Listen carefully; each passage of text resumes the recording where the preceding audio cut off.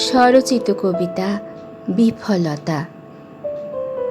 বাসন নেবে গো, বাসন।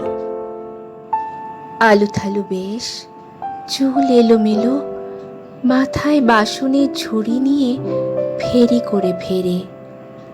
উদাস চোখের চাহনি, কিছুতেই লক্ষ্য নেই তার।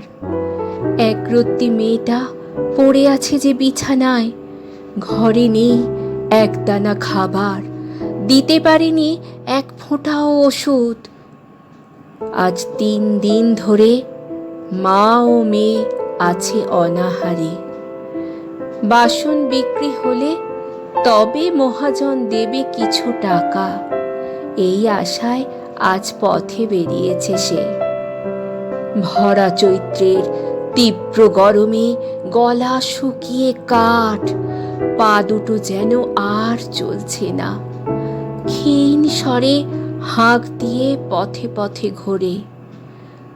বাসন নেবে গো, বাসন। হঠাৎই রাস্তার মাঝে মাথা ঘুরে পড়ে গেল সে। ঝুড়ি বাসন ছড়িয়ে ছিটিয়ে পড়ল চারিদিকে। কেউ একবার ফিরেও দেখলো না তাকে। অন্ধকার হয়ে আসছে চারিদিক।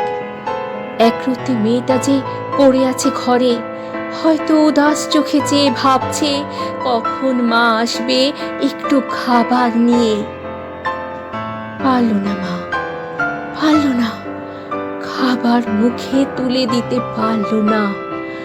তীব্র দহনে চৈত্র দিনে জনহীন পথে বুকের খাঁচা ছেড়ে কখন যেন প্রাণ পাখিটি উড়ে গেল তার। কখন যেন প্রাণ পাখিটি উড়ে গেল তার।